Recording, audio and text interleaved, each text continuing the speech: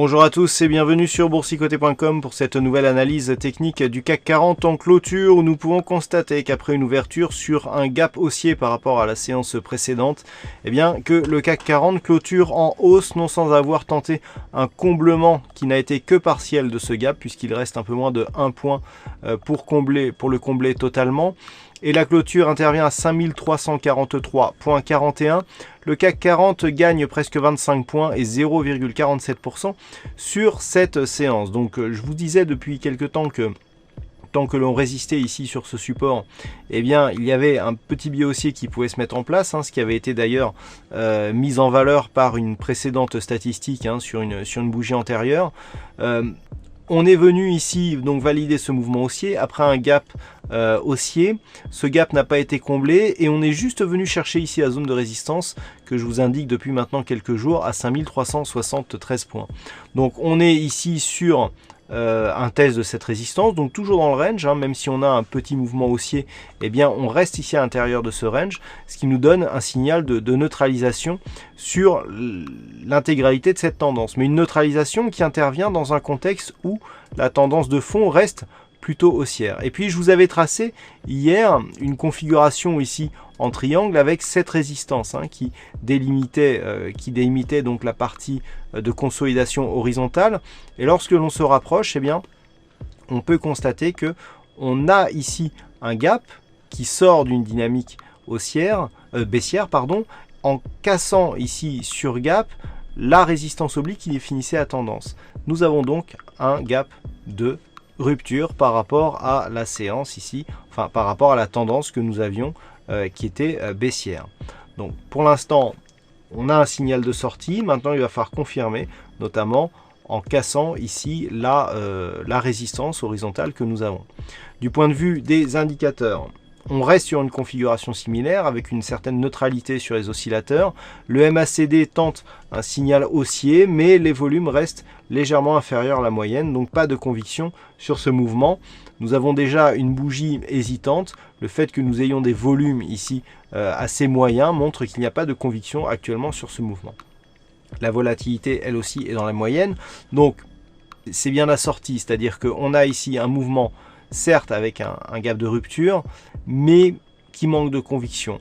La bougie hésitante, le non franchissement sur l'élan de la zone horizontale nous montre que voilà, on est sur un replacement et que c'est cette zone ici de range qui pour l'instant donne le là à la tendance court terme. Alors nous sommes vendredi, je vous propose une vue hebdomadaire du marché. Voilà, pour constater que là aussi, on voit très bien ce triangle là qui est en train de se former. On voit moins bien la sortie, mais c'est en daily qu'il faut l'analyser. Alors, la configuration reste toujours la même. Phase de hausse ici marquée, gap, phase de stabilisation. On n'a pas de mouvement de consolidation suite à l'ouverture du gap. On reste largement au-dessus des moyennes mobiles 20 exponentielles. Certes, là, sur ces 5 dernières bougies, il n'y a pas de réel directionnel porteur. Toutefois, le manque de consolidation suite à cette forte hausse nous montre qu'on a encore des pressions qui permettent à l'indice de rester sur ces niveaux assez élevés. Du point de vue des indicateurs, nous avons là aussi une configuration dans la continuité avec un stochastique qui évolue proche de sa limite de surachat. Pardon, le RSI proche de la limite de surachat. Le stochastique, lui, est en surachat depuis maintenant quelques mois. On a une petite phase ici baissière sur le MACD qui s'explique suite à la hausse à une phase d'évolution neutre. Donc en fait, le MACD ici nous indique une perte de dynamique dans des volumes qui sont tout juste moyens et une volatilité en baisse. Donc je dirais que c'est quasiment la même chose que ce que nous avons sur l'analyse daily.